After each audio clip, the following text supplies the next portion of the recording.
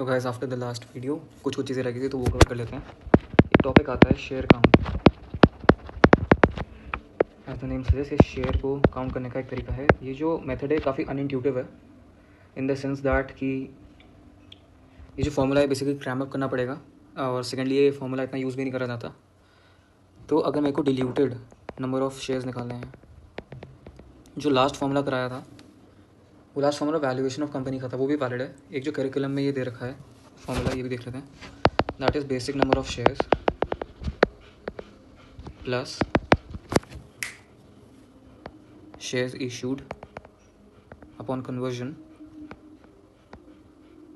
Minus, अब ये चीज़ important है, अज्यूम्ड प्रोसीड्स फ्रॉम कन्वर्जन और exercise divided by the average stock price. ये चीज़ जो है एसेंशियली मेरा ये ट्रेजरी स्टॉक मेथड कह सकते हो इसको, ठीक है। कि जो भी प्रोसीड्स आए उससे कुछ शेयर्स जो है रीपर्चेज कर लिया हमने। बेसिकली डिल्यूशन इफेक्ट जो होता है वो कहीं ना कहीं ऑफसेट हो जाता है इस चीज़ से, ठीक है। इन दी एंड जो निकला हमारे डिल्यूटेड नंबर ऑफ शेयर्स निकल गए। अब अज्यूम्ड प्रोसीड्स को, ये जो पूरा टर्म है न्यूमरेटर वाला, ये यहाँ से यहाँ तक, इसको दो पार्ट्स में ब्रेक करा गया। That is cash proceeds plus average unrecognised share based expense. अब समझ में आएगा कि ये स्पेसिफिकली अनइंट्यूटिव क्यों है। अब मान लो मैं ऑप्शन एक्सरसाइज करता हूँ। ऑप्शन एक्सरसाइज करने के बाद कंपनी को कुछ ना कुछ अमाउंट मिलेगा जिसको हम बोल देते हैं स्ट्राइक प्राइस, ठीक है। तो एसेंशियली वो मेरी कैश प्रोसीड्स हो गई from the option exercise. On the other hand अगर RSUs की बात करें, RSUs अगर मेरे इशू हो रहे हैं तो उसके अंदर कंपनी को कुछ मिल नहीं रहा है, ठीक है। RSUs अगर इशू हो रहे हैं तो कंपनी को ज़ीरो कैश प्रोसीड्स मिल रहे हैं।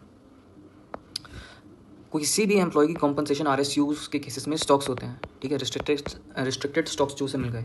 ऑप्शंस के केस में जो एम्प्लॉय का कॉम्पनसेशन होता है वो होता है ऑप्शन प्रीमियम, ठीक है भाई। अगर तुम कोई लॉन्ग ऑप्शन खरीद रहे हो, लॉन्ग कॉल खरीद रहे हो, तो तुम लॉन्ग कॉल खरीदने के लिए प्रीमियम दोगे। ये वाला जो प्रीमियम है ना, ये कंपनी एम्प्लॉय से नहीं मांगती, और यही एम्प्लॉय की कॉम्पनसेशन है, ठीक है। नाउ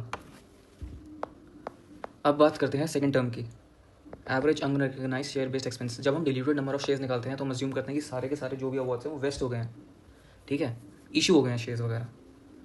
तो जो शेयर बेस्ड, मान लो ईयर 1 था, ईयर 2 था, ईयर 3 था, इन टोटल मैंने 3000 RSUs इशू करने थे, ठीक है, इन 3 years ऑफ वेस्टिंग पीरियड। तो डिवाइड बाई 3, 1000 RSU के हिसाब से मेरे को share based compensation expense year 1, year 2, year 3 में काउंट करना था।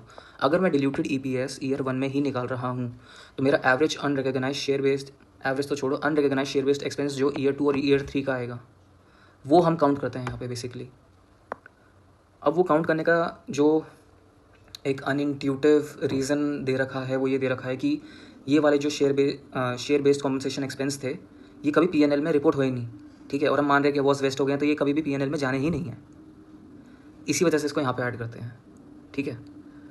Now the cases you really have to check कि जो हमारे अवार्ड्स हैं, चाहे वो RSU हो या ऑप्शंस हो, they are dilutive in nature और एंटी डाइल्यूटिव इन नेचर, ठीक है। डाइल्यूटिव इन नेचर का क्या मतलब है, मतलब बेसिकली ये चीज़ तो हम लेवल 1 में भी कर चुके हैं। और एंटी डाइल्यूटिव, ठीक है, जो ओनरशिप परसेंटेज होगी ना किसी भी शेयर होल्डर की वो कम हो जाएगी।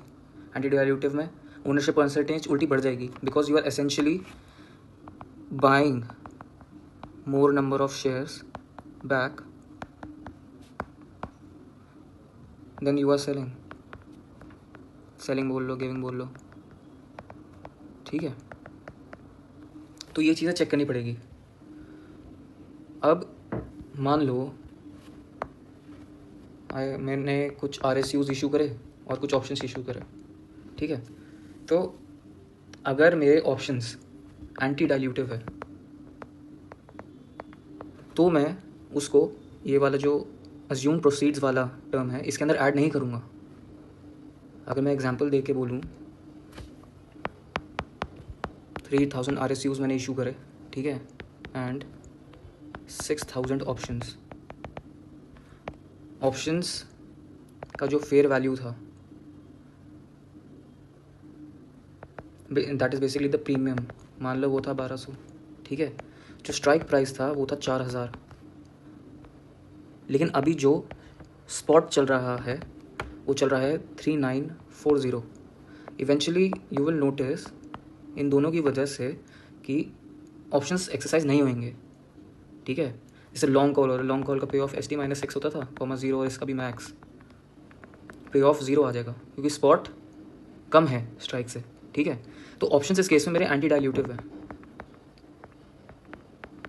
तो 6000 ऑप्शंस को अगर मैंने 3 साल का इन्वेस्टिंग पीरियड मेरा मान लो 3 ईयर्स था, 2000 ईच ईयर मेरे को options as share based compensation expense दिखाने थे। तो at the end of year 1 जब मैं अज्यूम्ड प्रोसीड्स निकाल रहा हूँगा ना, तो क्योंकि मेरे options anti dilutive in nature है, वो एक्सरसाइज होंगे ही नहीं, तो उसकी वजह से मेरे जो कैश प्रोसीड्स होंगे ना, ये कैश प्रोसीड्स एक तो 0 हो जाएंगे, ठीक है। मोर ओवर जो average unrecognised share based compensation expense है वो भी 0 हो जाएगा, ठीक है। तो एसेंशियली मैं बेसिकली ये कहना चाह रहा हूँ कि ये जो दोनों चीज़ें हैं ये इंक्लूड ही नहीं होंगी, just because it is anti dilutive in nature, out of the money है ये ऑप्शन, ठीक है। इन द मनी होता तो यहाँ पे कैश प्रोसीड्स भी आती, जो भी मेरा स्ट्राइक प्राइस होता, कैश प्रोसीड्स क्या आती, मेरा strike price multiplied by number of options, ठीक है। अगर मान लो मैंने 6000 ऑप्शन इशू करे, ठीक है, और फर्स्ट ईयर में मैंने 2000 ऑप्शन रिकॉर्ड करे, लेकिन एक्सरसाइज मेरे सब 1000 ऑप्शन हुए, तो that will be 1000 into strike price, और मेरे कैश प्रोसीड्स बन जाएंगे। और फिर average unrecognised share based expense बन जाएगा मेरा ईयर 2 और ईयर 3 का 2000 का, जो भी मेरा शेयर बेस्ड कॉम्पनसेशन एक्सपेंस बनेगा, ठीक है। यस, बाकी RSUs का वही है। सिमिलरली 2000 RSUs का हर बार हर एक, जैसे ईयर 1, ईयर 2, ईयर 3 में हम उनका share based compensation expense record करते ही हैं। RSUs ना एंटी डाइल्यूटिव तभी हो सकते हैं या तो कंपनी ने लॉस रिपोर्ट करा हो, और यही बात तो मैंने वैल्यूएशन वाली वीडियो में भी करा था, लास्ट वाली वीडियो में, या तो कंपनी ने लॉस रिपोर्ट करा हो या शेयर प्राइस में कोई लार्ज डिक्लाइन आया हो, ठीक है। तो RSUs के केसेस में अगर वो डाइल्यूटिव इन नेचर है, ठीक है, तो सिंपली क्या होएगा, उनके जो कैश प्रोसीड्स हैं वो तो 0 हो जाएंगे, as explained here. Cash proceeds तो होंगे नहीं RSU के केसेस में, लेकिन average unrecognised share based compensation expense जरूर आ जाएगा, ठीक है। ऑल्सो प्लीज़ रिमेंबर कि यहाँ पे ना एवरेज लिया जा रहा है।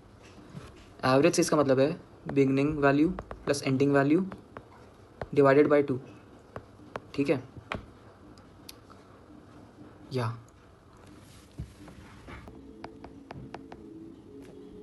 सो वैसे क्वेश्चन कर लेते हैं, उससे diluted number of shares outstanding का फॉर्मूला भी समझ में आ जाएगा। सो सबसे पहले, अच्छा ये वाले जो है ना basic number of share, this is eight the end of year 1, ठीक है, वो लिख लेना। तो diluted number of shares outstanding का फॉर्मूला क्या था, basic number of shares plus shares issued from conversion बोल लो, एक्साइज बोल लो, माइनस अज्यूम्ड प्रोसीड्स, वो पूरा फॉर्मूला लिख लेना। This is divided by the average share price, okay. अब सबसे पहली चीज़ ये देख लो कि वेस्टिंग पीरियड मेरा 3 ईयर्स है। अब 3 ईयर्स में अगर मेरा वेस्टिंग पीरियड है तो हर साल 1 मिलियन RSUs वेस्ट आएंगे, और हर साल 2 मिलियन ऑप्शंस एक्सरसाइज करने के लिए एम्प्लॉय एलिजिबल हो जाएगा, ठीक है। Eight the end of year 1 क्या रहेगा, eight the end of year 1 मेरे पास RSUs कितने बचेंगे, मेरे पास 2 मिलियन RSUs बचेंगे, और ऑप्शंस मेरे पास बचेंगे 4 मिलियन। सर्विस कंडीशन कंप्लीट हो गई तो ये वाले भी इवेंचुअली जाके एम्प्लॉय को मिल जाएंगे, मतलब employee will be eligible for that, ठीक है। Diluted number of shares outstanding calculate करते समय, जैसे मैंने अभी थोड़ी देर पहले बोला कि हम अज्यूम करते हैं कि अवॉर्ड्स मेरे वेस्ट हो गए हैं, ठीक है, तभी तो डिल्यूटेड नंबर ऑफ शेयर्स निकलेगा। ठीक है। सो इस केस में मेरे को बेसिक नंबर ऑफ शेयर्स दे रखे हैं, यहाँ पे 20 मिलियन है, तो यहाँ पे सीधा मैं 20 मिलियन लिख सकता हूँ। This is shares issued from conversion minus assume proceeds divided by average share price. पहले ये वाला टर्म देख लेते हैं, अज्यूम प्रोसीड्स क्या क्या निकलेगा। अज्यूम प्रोसीड्स को मैंने फर्दर ब्रेक कर दिया दो हिस्सों में, cash proceeds plus average unrecognised share based compensation expense. Okay, RSUs के लिए मैंने ऑलरेडी बता दिया है, कैश प्रोसीड्स मेरा 0 होएगा, लेकिन फॉर ऑप्शंस कैश प्रोसीड्स मेरा कैसे निकलेगा, number of options exercised multiplied by strike, ये मेरे कैश प्रोसीड्स आएंगे। और ये क्या होएगा मेरा, दिस विल बी मेरा CFF का एक इनफ्लो होएगा, don't forget that, this is important. ठीक है, अब RSUs के केस में तो 0 कैश प्रोसीड्स आएंगे, ऑप्शन से ही आएंगे। अब देखो, मैं अज्यूम कर रहा हूँ कि मेरे ऑप्शंस जो हैं वो एक्सरसाइज हो जाएंगे। Eight the end of year 1 मेरे ऑप्शंस 4 मिलियन बचे हैं, तो मेरे 4 मिलियन ऑप्शन मैं अज्यूम करके चलूँगा कि वेस्ट हो गए भाई, वो मतलब एम्प्लॉयज़ एलिजिबल फॉर दैट। ठीक है, मेरे को उनका डिल्यूशन इफेक्ट काउंट करना है, so that will be 4 million options multiplied by strike price. Strike price क्या है मेरा, दैट इज़ 4450, और वो भी जो मैंने ग्रांड डेट पे देखा था। ठीक है, तो दिस इज़ 4450। ठीक है, अब average unrecognised share based compensation expense जो है ना, ये दो आइटम्स की वजह से आएगा, RSUs की वजह से और ऑप्शंस की वजह से। क्यों? क्योंकि हमने जो डिल्यूटेड नंबर ऑफ शेयर्स निकाल रहे हैं ना, वो हम निकाल रहे हैं eight the end of year 1, उनका वेस्टिंग पीरियड 3 साल का है। ठीक है, RSUs की वजह से क्या होएगा, अब एवरेज है, एवरेज में क्या मतलब, एवरेज से beginning plus ending value by 2। ठीक है, this is something you should remember. अब RSUs के केसेस में क्या, RSU के केस में क्या होगा, unrecognised share based compensation expense कितना होगा। Okay, we are also have to calculate share based compensation expense. तो शेयर बेस्ड कॉम्पनसेशन एक्सपेंस निकालो, ये करने से पहले ये इसी पे कर देते हैं, बाद में मैं हटा दूंगा, एक छोटे से लिखे फिर मैं हटा दूंगा इसको। बल्कि what we can do is, ये ज़्यादा बेटर रहेगा, इसको मैं कहीं नीचे प्लेस कर देता हूँ। First let's calculate share based compensation expense कितना कितना आएगा। अब RSU है मेरे पास और ऑप्शन है। ठीक है, RSU का शेयर बेस्ड कॉम्पनसेशन एक्सपेंस कैसे निकलता था,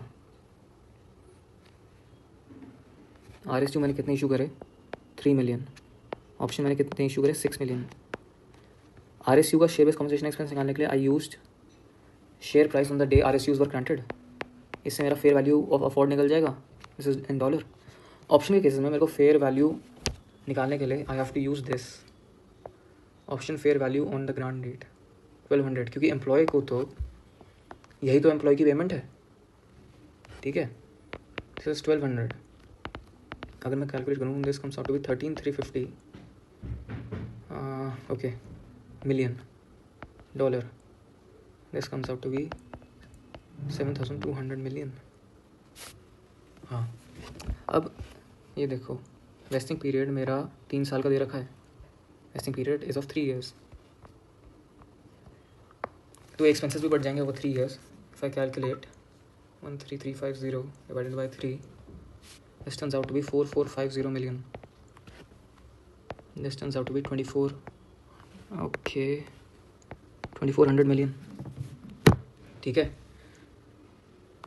तो ये क्या है बेसिकली, ये मेरा शेयर बेस्ड कॉम्पनसेशन एक्सपेंस ही तो है, जो मैं अपनी स्टेटमेंट्स, बैलेंस शीट और इनकम स्टेटमेंट पे डालूंगा, मैं बैलेंस शीट पे ऑन इक्विटी, इनकम स्टेटमेंट पे।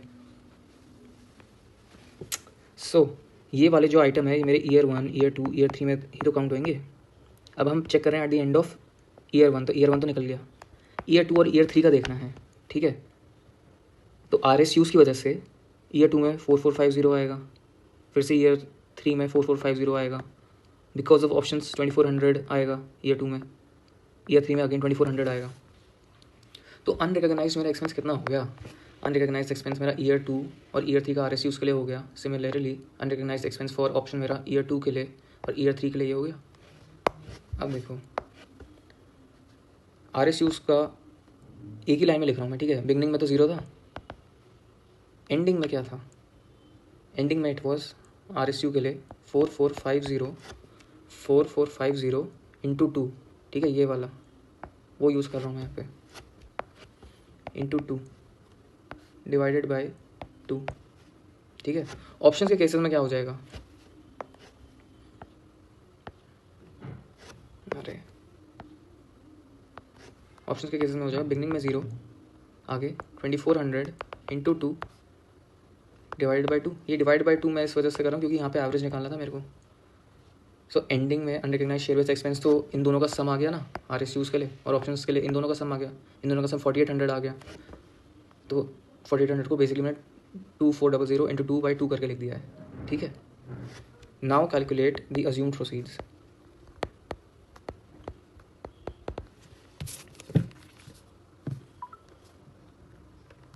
That is 4 million into 4450, ठीक है, प्लस 4450 प्लस 2400। सो अगर मैं इसका सम करूँ, this turns out to be 24650 million. अब अगर मैं फॉर्मूले के हिसाब से चलूँ ना, तो उसको एवरेज शेयर प्राइस से डिवाइड करना है। Next page, assumed proceeds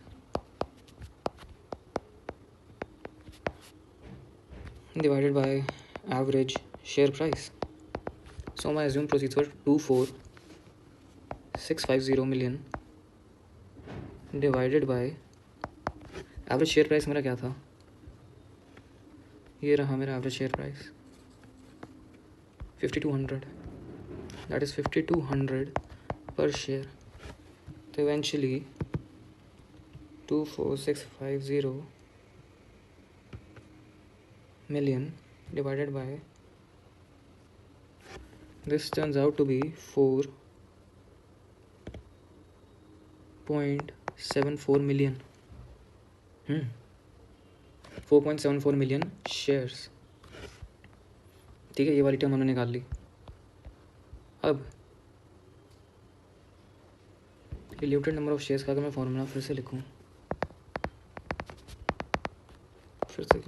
just copy it, copy and paste,